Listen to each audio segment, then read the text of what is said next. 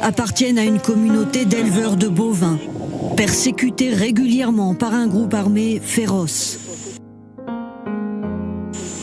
Léonard évoque des disputes.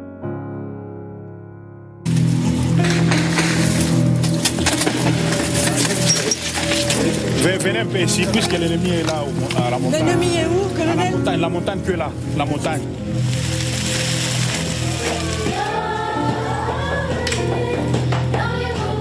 Tu as déjà tué quelqu'un? Oui. Tu étais obligé de tuer? Oui. Il vient dans un village, il coupe les gens à machette. On n'envahit pas. Nous revenons chez nous.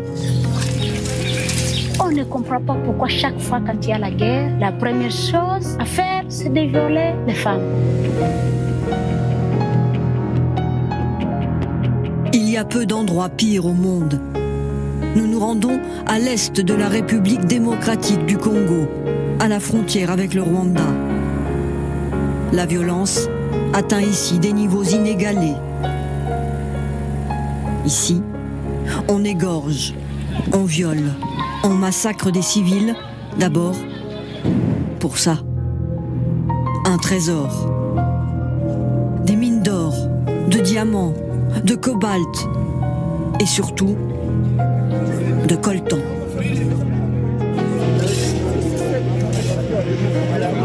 Le coltan, stratégique, rare et cher. Il est trié dans cette usine et toute la planète se l'arrache.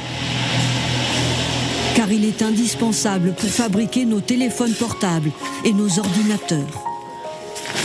Dans la robotique aussi, dans la monétique. Parce que dans votre carte bancaire, il y a toujours une puce électronique. Il a une grande capacité de stockage d'informations et d'énergie aussi. Partout où il y a une puce électronique, il y a du coltan dedans. Alors ici, chacun veut sa part du gâteau. À l'est du Congo, près de 150 groupes armés rivalisent de sauvagerie pour récupérer ces minerais sur fond de conflits interethniques. Des gangs sans pitié qui font régner la terreur dans la population. Comme on le voit sur cette vidéo.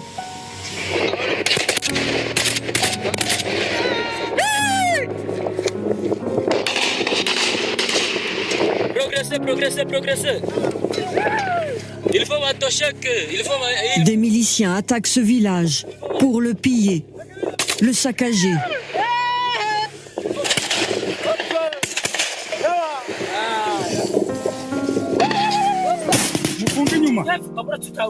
Là, ce sont des hommes armés qui abattent cruellement les vaches de familles d'éleveurs. Et comble de l'horreur, un milicien de l'ethnie Hutu qui se vante d'avoir décapité un fermier d'une autre ethnie, les Tutsis. Une force gouvernementale de la RDC. Une guerre lointaine, sanglante, qui déchire tout l'est du Congo. Là, on arrive dans la province de l'Ituri. On est venu avec un petit avion des Nations Unies parce que pour arriver ici, la route est impraticable et trop dangereuse.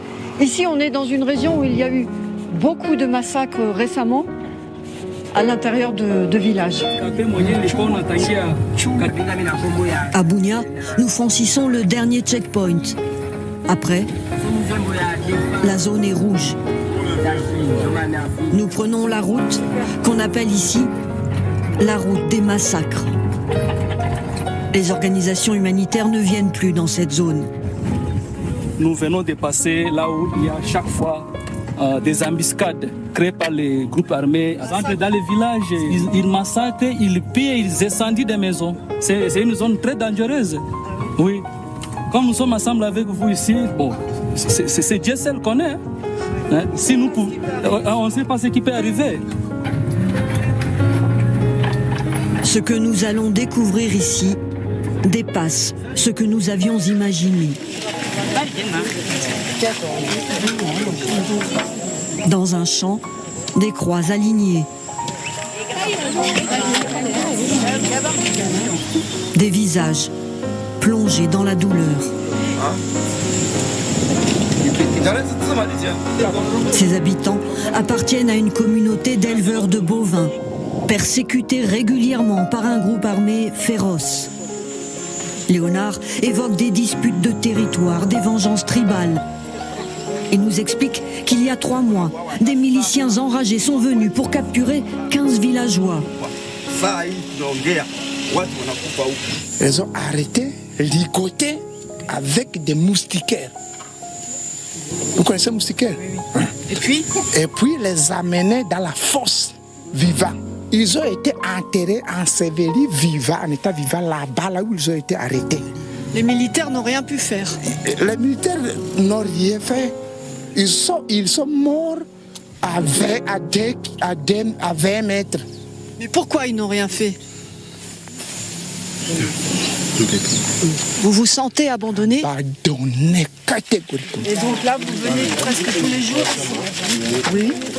Nous marchons avec ces habitants vers leurs maisons, attaquées, pillées, brûlées par des miliciens impitoyables. Récit insoutenable. Cette maison a été brûlée et incendiée et 3 personnes ont été décapitées. Sur le sentier, Jeannette marche, la peur au ventre, avec son chargement de bois et de bananes. Ils sont venus, ils nous ont chassés, ils ont tué les hommes. Toute la famille a été tuée dans cette maison. Il n'y a que 2 enfants qui sont restés en vie. Comment ils ont tué les gens? À l'aide de la machette. Oui. Découpés comme ça. Découpés, voilà. La machette, symbole de cette barbarie. Elle est partout ici, car c'est un outil indispensable pour avancer dans ces forêts tropicales. Les assaillants, ils sont juste là-haut sur la colline? Oui, la colline là. Mais donc ils peuvent observer, ils peuvent vous voir. Parfois, les gens qui partent au chat, ils les tuent directement. À tout moment, ils peuvent venir comme ça. Allez, on rentre parce que là, il n'y a plus de sécurité apparemment.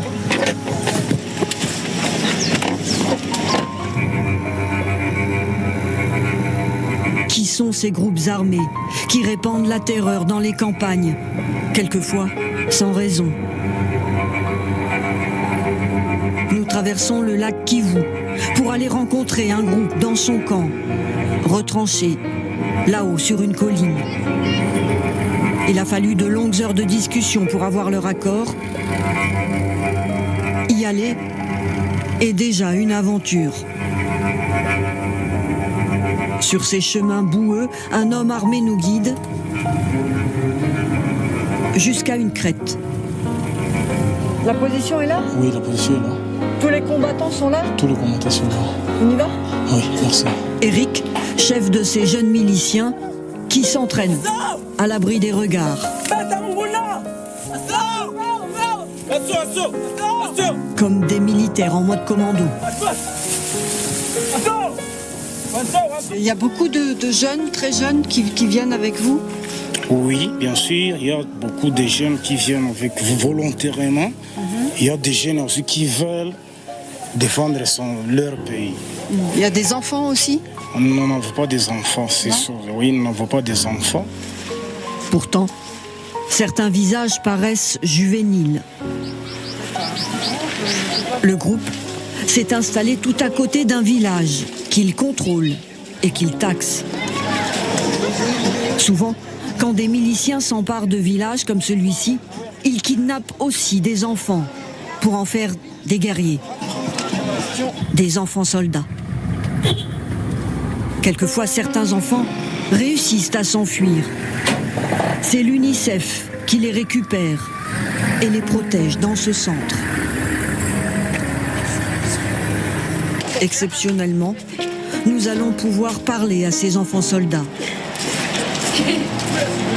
Kaserika a été kidnappé à 14 ans par un groupe armé.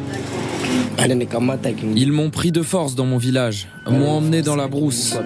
Ils m'ont formé à me battre avec un fusil à AK-47. Tu sais tirer avec le AK-47? Oui. Tu as déjà tué quelqu'un? Oui. Tu étais obligé de tuer? Oui.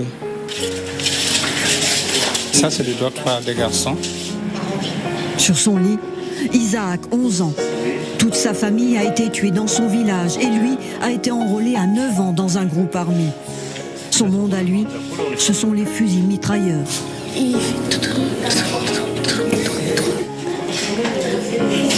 Lui aussi a dû obéir et tirer sur des adultes. Je ne veux plus jamais retourner dans un groupe. On doit tout le temps chercher l'ennemi, attaquer.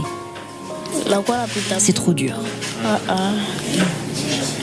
On a des enfants qui peuvent arriver ici, qui vont mettre du temps avant de pouvoir s'ouvrir. Avoir confiance à un adulte, ça va prendre du temps sur certains enfants pour pouvoir même parler, pour pouvoir même dire ce dont ils ont besoin pour être accompagnés. Parce que la dynamique dans laquelle ils ont été recrutés par les groupes armés fait qu'ils n'ont plus confiance aux adultes. Les enfants, ils obéissent aux ordres, ils ne vont pas se plaindre. Et parfois, quand ils ont peur, il peut arriver qu'il y ait des substances qui leur sont données. De la drogue, par exemple? Oui, la drogue, par exemple.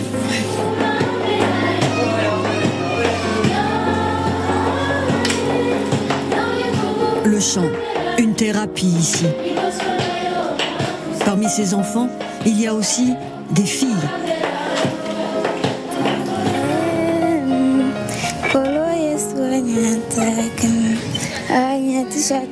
Gisèle. Ce matin, elle chante, elle aussi. C'est l'histoire d'une fillette de 14 ans, enlevée dans son village, devenue la bonne à tout faire de miliciens armés. Et comme si l'horreur ne suffisait pas, un jour, ils l'ont obligée à manier la machette pour les attaques. Pendant les attaques, je devais suivre mes chefs. Ils tiraient sur des personnes. C'était à moi de finir le travail sur les blessés. Je devais les découper en petits morceaux avec la machette. Et elle avoue, comme pour s'excuser, ils me mettaient sous l'emprise de la magie. Tu pouvais dire non, je refuse de prendre la machette et d'aller découper des personnes? Si tu refuses, on te tue. Tu n'as pas le choix. Tu es obligé d'exécuter ce qu'ils demandent. Gisèle ne se plaint pas. Elle essaie juste d'oublier ce passé douloureux en apprenant la couture au centre UNICEF. Mais comment oublier l'innommable? En sortant de l'atelier de couture, je remarque cette petite fille assise par terre, au regard curieux. Elle vit aussi dans ce centre. C'est le bébé de la guerre. Esther, sa jeune mère, était l'esclave sexuelle d'un groupe armé. Elle a accouché à 14 ans, dans de terribles souffrances. Je l'aime, mon bébé, malgré tout. Maintenant que tu es dans ce centre, tu te sens soulagée? Tu te sens mieux? Oui, je me sens bien ici. Avec mon bébé, c'est comme ma famille, le centre. Face à cette violence anarchique, les autorités semblent impuissantes.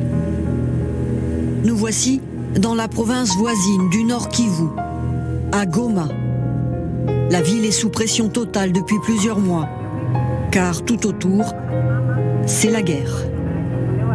Un gouverneur militaire commande le secteur. On va voir monsieur le gouverneur, hein? Oui. On va voir monsieur le gouverneur. Oui, oui. Il n'y a pas de problème. Merci, merci. Ce jour-là, le gouverneur militaire de Goma a convoqué tous les chefs de groupes armés de la région. Car désormais, ils sont les nouveaux alliés de l'armée congolaise. Alors le gouverneur leur demande de respecter les droits de l'homme. Sur le respect des droits de l'homme. Et il nous accorde un entretien dans les jardins de sa résidence. Bonjour monsieur le gouverneur. Merci pour l'entretien. Mais l'ambiance est tendue, car la ville de Goma est encerclée par un groupe de rebelles congolais puissants, soutenus par le Rwanda. Son nom, le M23. Goma est totalement encerclée parce que tous les artères sont coupées. La route qui mène vers Rutshuru est coupée. La route qui mène vers Bukavu est coupée. La route qui mène vers Walikale est coupée. Et la route qui mène vers Pinga est coupée. Et donc nous n'avons la voie de sortie que sur les lacs. Combien de temps vous pouvez tenir ainsi? Tout le temps que Dieu pourra nous donner la vie, parce qu'on est décidé de mourir dans la ville, donc on y est et on y reste jusqu'à la dernière goutte de notre sang. Depuis cette rencontre à Goma, le gouverneur a été tué sur la ligne de front. Le front, à quelques petits kilomètres de Goma. Nous y allons, avec ces militaires congolais.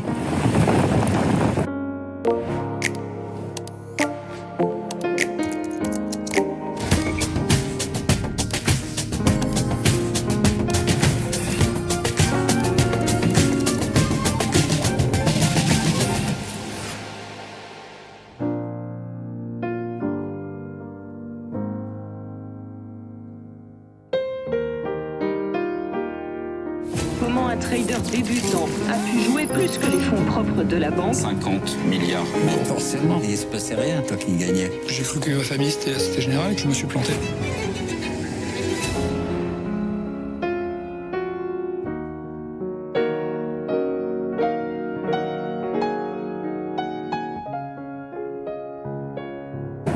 Sur la route, nous croisons des mercenaires européens bien équipés, venus appuyer l'armée congolaise. Car l'armée est en difficulté sur le terrain. Elle manque d'équipement et de troupes professionnelles. Nous remarquons plusieurs jeunes recrues, très jeunes. Ce garçon est apparemment sous l'emprise du chanvre, la drogue locale. Ici, l'armée congolaise est régulièrement ciblée. Venez un peu ici, puisque l'ennemi est là à la montagne. L'ennemi est où, colonel? La montagne que là, la montagne.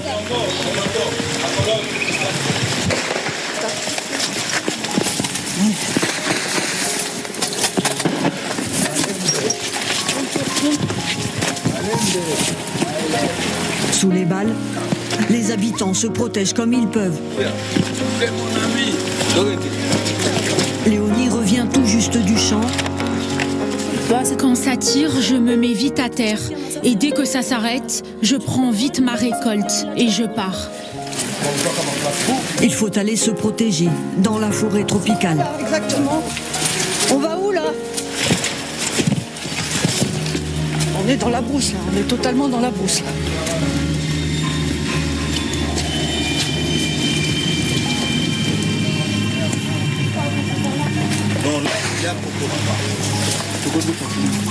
Là, on est à l'abri? Oui, ici c'est le trou de communication ici. Oui, la tranchée. La tranchée de communication. Oui. C'est-à-dire qu'elle va de la route jusqu'où? Là-bas, là-bas. Fin c'est là-bas. Jusqu'à la fin de la forêt? Oui. D'accord. Et donc là, les hommes peuvent se protéger? Oui. Parce que les ennemis sont... En haut, là-bas. Leurs ennemis depuis 2 ans. Ce sont les rebelles du groupe armé redouté, le M23, qui les encerclent et les piègent dans ces tranchées. On voit que toutes les maisons, bien sûr, sont abandonnées, puisque les habitants ont fui, puisqu'ils étaient vraiment au milieu des échanges de tirs. Qui sont ces rebelles du M23 qui inspirent la peur et qui avancent coûte que coûte? Nous décidons d'aller les rencontrer. Nous avons négocié avec eux une autorisation de tournage. C'est très rare. Pour arriver jusqu'à eux, il nous faut traverser de nuit, clandestinement, la ligne de front et une frontière.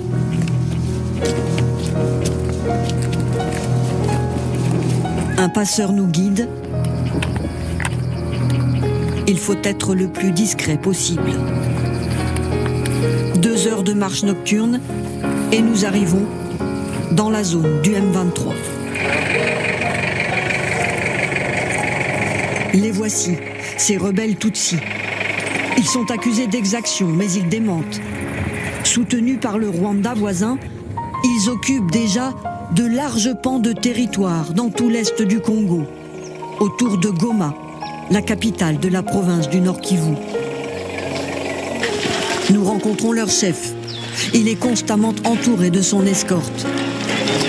Pour lui, le conflit actuel est la conséquence de la guerre au Rwanda, il y a 30 ans.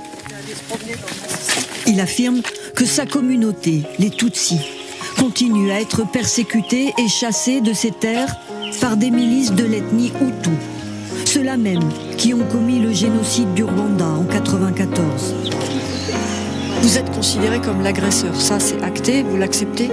Mais ça, c'est la rhétorique du gouvernement congolais. Et comme vous le savez, pour le moment, ce qu'ils ont décidé de faire, c'est de nous diaboliser. Nous sommes des citoyens congolais. Nous sommes dans des camps de réfugiés depuis une trentaine d'années. Nous agissons, nous, pour nous défendre, pour rester sur notre terre. Nous sommes des citoyens congolais et nous avons le même droit que tous les autres Congolais d'être chez nous. La suite, c'est que nous allons continuer à nous défendre. Nous sommes dans la défensive. Nous allons continuer à combattre aussi. Jusqu'à créer un espace sécurisé pour toutes nos populations. Des rebelles Tutsis qui veulent nous montrer qu'ils ramènent la paix dans les villages conquis. Mais quand on s'éloigne d'eux... Bonjour, Jumbo. On peut parler, on peut rentrer? Comment ça marche le commerce là? Quasi haïko bien. Donc c'est-à-dire que les services ne marchent pas comme d'habitude, comme auparavant. Ah, il n'y a pas d'activité économique? Activité économique, il zéro à tout le souffrance. Donc c'est la souffrance qui domine sur tout ça. La souffrance, encore et toujours. Elle semble ne jamais vouloir s'arrêter à l'est du Congo. Cette région est aussi l'endroit le plus dangereux sur Terre pour une femme. Je le constate vite dans ce camp de réfugiés, en discutant avec ces mères de famille qui vivent sous ces tentes. Bonjour. Bonjour. Jumbo, Jumbo, Jumbo. Jumbo. Jumbo. Chaque femme ici a été victime d'agression ou de viol. Ils ont pris un pagne et m'ont ligoté sur un arbre. Comme ça. Ils étaient 4. Après, ils ont fait tout ce qu'ils ont voulu. Je ne sais pas pour nous femmes pourquoi nous sommes victimes. C'est une arme qui a été forgée pour nous détruire. Je comprends vite que le viol ici est utilisé comme une arme de guerre depuis des années.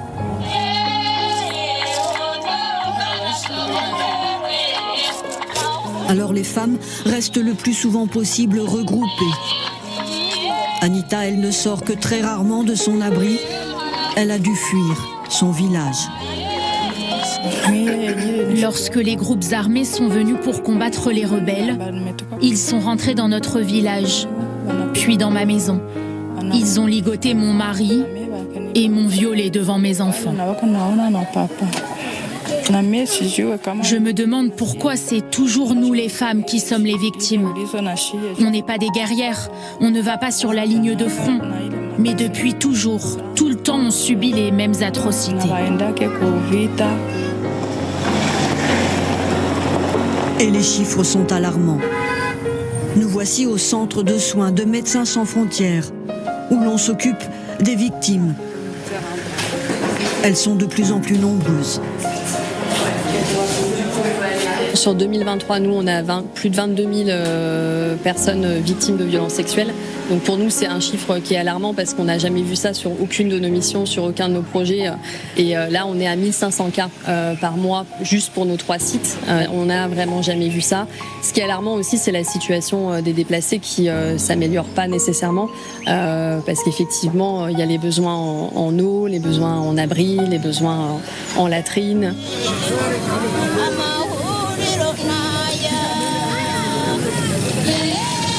Les massacres, les affrontements sanglants ont jeté sur ces routes des centaines de milliers de personnes depuis des mois maintenant. Elles s'entassent aujourd'hui dans ces camps de déplacés à perte de vue.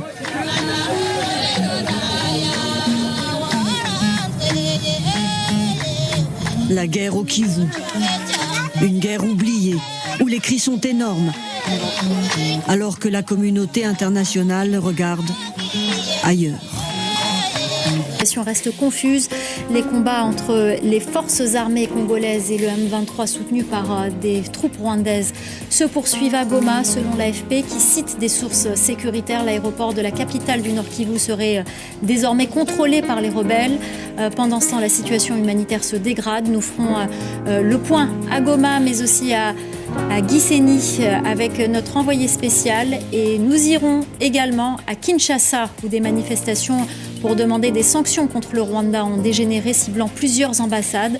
Enfin, nous ferons un point sur les jours entendre en fin d'après-midi dans le centre de Goma, mais ils sont moins intenses que ces derniers jours selon les habitants que nous avons contactés. Alors il est encore difficile de dire quelles parties de la ville sont contrôlées par les forces congolaises appuyées par leurs alliés et lesquelles sont contrôlées par l'armée rwandaise et le M23. Alors des sources humanitaires et sécuritaires nous affirment que le M23 et les soldats rwandais ont pris le contrôle de l'aéroport de Goma, alors que d'autres quartiers au nord de la ville sont encore contrôlés par les forces congolaises. Le gouvernement ne s'est pas encore exprimé sur la situation dans la ville. De nombreux pillages sont signalés dans certains quartiers. Alors côté diplomatique, la pression s'accentue. Le Conseil de sécurité des Nations Unies se réunit de nouveau ce mardi. Il s'était réuni une première fois en urgence dimanche. Ses membres avaient dénoncé, sans citer le Rwanda, la présence de forces extérieures sur le territoire congolais et ils avaient appelé au respect du cessez-le-feu. Une déclaration vague, sans exigence claire pour le Rwanda, selon Kinshasa, qui demande notamment des sanctions ciblées contre des hauts gradés rwandais et des décideurs politiques. Alors pour rappel, 3 à 4 000 soldats rwandais sont dans l'est de la RDC et appuient le M23 selon le dernier rapport des experts de l'ONU. Des sources sécuritaires évoquent l'arrivée de renforts ces derniers jours, sans donner de chiffres précis. Ces nuages de fumée, l'ambassade du Rwanda, prise pour cible par des manifestants. Voitures brûlées, bâtiments saccagés en partie, les manifestants ont laissé éclater leur colère un peu partout dans la capitale. L'ambassade des Pays-Bas a également été attaquée, tout comme celle d'Ouganda, de la Belgique et de la France, où un incendie a été maîtrisé. Les manifestants protestent contre les événements en cours à Goma et dénoncent un manque d'engagement des pays européens et des États-Unis face aux affrontements meurtriers qui se poursuivent. Après une progression éclair ces dernières semaines, les rebelles du M23, soutenus par le Rwanda, sont entrés dimanche soir dans la grande ville de l'Est. Le gouvernement congolais assure tout faire pour éviter un carnage, mais la situation reste confuse. L'Agence humanitaire des Nations Unies décrit une situation terrible pour les civils. Ils transportaient des vivres du programme alimentaire mondial au Nord Kivu lorsque les combats ont éclaté. Pris au piège par les violences, ces chauffeurs de poids lourds ont dû faire demi-tour et revenir vers la frontière rwandaise. Tous sont conscients d'avoir échappé au pire. Nous avons vu et entendu des choses horribles. Des cadavres, des coups de feu, des explosions. Nous n'avions jamais rien vu de tel. Des combats étaient toujours signalés mardi dans la capitale du Nord Kivu, faisant craindre une rapide dégradation de la situation humanitaire. Selon les Nations Unies, de nombreuses exactions ont été commises contre les populations civiles, dont des violences sexuelles, et les hôpitaux n'arrivent déjà plus à gérer l'afflux de blessés. Goma risque également des coupures d'eau et d'électricité et pourrait faire face à des pénuries alimentaires. Plusieurs agences humanitaires ont dénoncé mardi les pillages de leurs entrepôts contenant des vivres et du matériel médical, tandis que le Programme alimentaire mondial a annoncé la suspension temporaire de ses activités dans la région. Nous nous inquiétons du risque de hausse des prix et de pénurie alimentaire à Goma, alors que l'accès à l'aéroport et à de nombreuses routes reste coupé. Face à l'ampleur de la crise, les Nations Unies ont appelé toutes les parties à mettre en place un cessez-le-feu temporaire et à établir des corridors humanitaires afin de faciliter l'évacuation des populations civiles. Une partie des réfugiés qui attendaient de fuir les affrontements entre le M23 et l'armée congolaise à Goma ont pu traverser la grande barrière à Gisenyi, la ville frontalière rwandaise où je me trouve actuellement. Plus de 1200 réfugiés ont été guidés par les autorités jusqu'à un camp de fortune en périphérie de la ville. Je vous propose d'écouter Luc, un jeune Congolais qui s'est retrouvé piégé dans des combats alors qu'il rendait visite à des amis à Goma. Je me suis retrouvé coincé, il y avait des balles partout, il y avait des cadavres partout sur la route. Je me suis dit, putain, mais qu'est-ce qui m'arrive? C'est un peu ça. Je peux dire que c'était c'était très dur. C'était très dur, justement, je me suis abrité dans la maison, donc il n'y avait pas nulle part où aller. Je me suis dit, si j'aille quelque part, il y a des balles perdues partout, est-ce que ils peuvent me prendre et me blesser, des choses comme ça. Le camp où se trouve Luc peut accueillir environ 12 000 personnes selon les autorités rwandaises qui se préparent donc à une arrivée massive de réfugiés congolais dans les jours à venir. Plusieurs milliers d'entre eux ont déjà traversé les 2 points frontières qui relient Gisenyi à Goma ces derniers jours. Et puis ce lundi, de nombreuses personnes sont restées bloquées puisque des combats intenses ont fait rage à la frontière entre les 2 pays.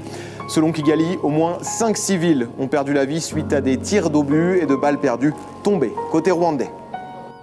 Et sur le plan diplomatique, le Conseil de paix et de sécurité de l'Union africaine a condamné les violences du M23 et l'a exhorté à déposer les armes sans citer nommément le Rwanda, alors qu'à New York, une nouvelle réunion du Conseil de sécurité des Nations Unies sur la République démocratique du Congo est prévue ce soir. Pour en parler, nous retrouvons le politologue et spécialiste de la République démocratique du Congo, Bob Kabamba. Bonsoir monsieur, merci d'être avec nous. Tout d'abord, pourquoi cette prudence des pays africains ?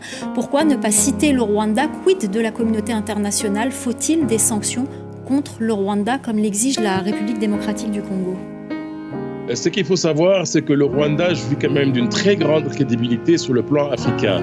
Le Rwanda est à l'origine de la création de la zone de libre-échange continentale en Afrique. Le Rwanda contribue à la résolution de beaucoup de conflits sur le continent africain. L'armée rwandaise est classée parmi les meilleures armées africaines à être déployées dans plusieurs conflits et à apporter des résultats. Il y a aussi le fait que le Rwanda a conclu quand même beaucoup d'accords économiques, commerciaux et sécuritaires avec beaucoup de pays africains. Et aussi derrière éléments, comme l'a dit tout à l'heure votre reportage sur Kinshasa, les événements de Kinshasa avec les attaques coordonnées des ambassades. Tout ça, on peut être mis ensemble pour comprendre pourquoi au niveau de l'Union africaine, on n'a pas voulu aller au-delà de simplement demander un cessez-le-feu. C'est aussi le retrait de la rébellion M23. Sur la question des sanctions, c'est qu'il faut bien comprendre le système. Le système de sanctions fonctionne avec un consensus. C'est un consensus qui lie beaucoup de pays, qui lie aussi beaucoup d'organisations régionales. Et pour arriver à avoir ce consensus, il faut que les pays membres de soit une région, soit de la communauté internationale se mettent d'accord sur ce qu'il faut pouvoir prendre comme mesure.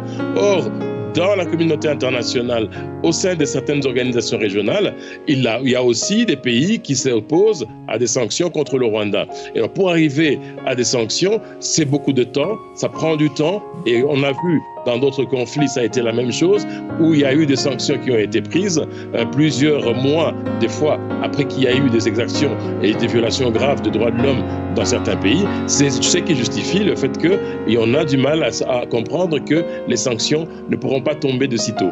Et pourquoi la République démocratique du Congo n'est pas parvenue à peser de tout son poids, justement pour être plus audible au sein de l'Union africaine ? Tout simplement parce qu'au niveau de l'Union africaine, il faut dire que la diplomatie congolaise n'est pas très active au niveau africain. Il y a toute une série d'éléments, toute une série de points qui ont frustré beaucoup de partenaires africains du Congo, notamment la prise de position de la région, notamment l'East African Community, la SADC, la CEAC, qui sont des organisations régionales, qui avaient demandé à Kinshasa de pouvoir entamer des négociations, de privilégier la solution politique. Mais Kinshasa a refusé, voulant privilégier l'approche sécuritaire. Et alors l'Union africaine et les autres auront du mal à pouvoir aller dans le sens de Kinshasa, alors que Kinshasa refuse d'entendre le point de vue des autres partenaires. Ça se justifie pourquoi, effectivement, Kinshasa n'arrive pas à convaincre ses partenaires africains à aller dans son sens. Alors justement, quelle place aujourd'hui on peut accorder aux négociations alors qu'on est en pleine escalade ? Le président Félix Tshisekedi, qui doit d'ailleurs prendre la parole ce soir, est-il en position de force ou de faiblesse pour entamer justement ce genre de discussion avec le Rwanda, avec son homologue Paul Kagame ? Il faut souligner que Kinshasa se retrouve aujourd'hui en position de grande faiblesse parce que Kinshasa a mis tous les moyens pour pouvoir empêcher la chute de Goma. Il y a eu l'armée congolaise, il y a eu la MONUSCO, il y a eu les pays de la SADC, il y a eu les mercenaires, il y a eu les militaires burundais, il y a eu les Wazalendo, il y a eu aussi les FDLR. Cette coalition, elle a été défaite par l'armée par la rébellion appuyée par le Rwanda. Et c'est une grande défaite pour Kinshasa. Et ça va avoir des répercussions non seulement au niveau sécuritaire, mais aussi au niveau politique. Et lorsque l'on met tous les moyens pour pouvoir empêcher la chute de Goma et qu'on échoue, alors qu'on a bien expliqué que la solution militaire n'était pas la bonne approche, et alors là, par rapport à cette option, sur cette option de négociation, les autres pays qui face à ça, on peut, de manière claire, sans ambiguïté, conclure que toutes les tentatives de négociation qui vont se mettre sur pied, on a déjà vu que Nairobi va aussi échouer comme a échoué et Luanda, les autres tentatives aussi vont carrément échouer. Nous allons nous retrouver dans un impasse, et dans cette impasse, malheureusement, la situation va s'enliser, et dans cet enlisement, le groupe rebelle M23 va continuer à gagner du terrain, et malheureusement il pourrait arriver que le M23 arrive à un seuil critique, comme on a déjà vu ça à plusieurs reprises dans d'autres conflits en RDC, et à ce moment-là, Kinshasa sera véritablement, le régime de Kinshasa sera en difficulté pour arriver à faire marche arrière, et la rébellion pourrait être en position de force pour imposer son agenda par rapport à Kinshasa, et on ne saurait pas aujourd'hui, au jour d'aujourd'hui, prédire l'issue de ce conflit. On verra en tout cas. Cette situation, permettez-moi de vous rassurer, une riposte vigoureuse et coordonnée contre ces terroristes et leurs parrains est en cours. Nos vaillantes forces armées de la République démocratique du Congo, symboles de courage et de patriotisme, sont pleinement mobilisées, prêtes à défendre chaque centimètre de notre territoire. Chaque jour, nous portons nos fardeaux sur le dos, vivant dans une peur constante, sans paix. Nous ne pouvons que prier pour que nos dirigeants reconnaissent nos souffrances, mettent fin à la guerre et nous aident à reconstruire nos vies grâce à l'agriculture. Maintenant, si la situation se détériore davantage, je ne vais plus fuir. Je suis fatiguée de fuir. Le nombre de fois que j'ai fui est suffisant. Je ne sais plus où aller. On a abandonné nos villages pour venir ici à Goma. Et même ici, les gens commencent à fuir. Alors où allons-nous nous réfugier maintenant? Toutes les routes sont fermées. On pensait qu'on pouvait traverser le lac, mais là aussi ce n'est pas sûr. Nous n'avons nulle part où aller. Par le Rwanda, qui sont exportés par le Rwanda. Donc une dimension importante de ce conflit, c'est très clairement la dimension économique et les intérêts évidemment étrangers et congolais qui se mélangent pour maintenir finalement les populations dans une situation de grande pauvreté et surtout d'insécurité permanente. Et je crois que à nouveau, bien sûr, il y a la faiblesse de l'armée congolaise, mais il faut bien rappeler qu'on a ce conflit a une histoire, et donc à aucun moment en réalité il y a eu une véritable possibilité de doter ce pays d'un système de défense et de sécurité qui soit digne de ce nom et qui soit à la mesure des défis et de la taille du pays, des défis en termes d'infrastructures qui sont considérables. On voit bien que même pour évacuer aujourd'hui les personnels internationaux de Goma, il faut passer par le Rwanda qui est précisément engagé dans le conflit. Créer les conditions d'une nouvelle guerre régionale.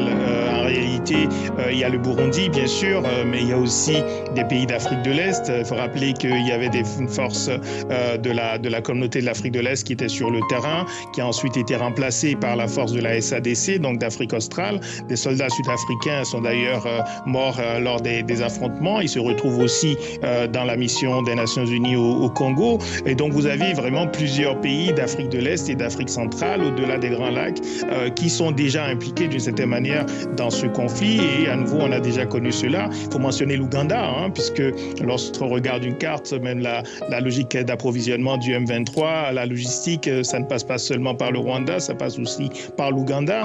Et le Corneille Nangaa, qui dirige l'aile politique un peu aujourd'hui du M23, il a fait beaucoup de déplacements, et ça aussi c'est signalé dans le rapport des Nations Unies, au Kenya et dans beaucoup de pays de la région. Donc ça montre bien l'imbrication à nouveau des acteurs et la possibilité d'avoir effectivement un conflit à dimension régionale avec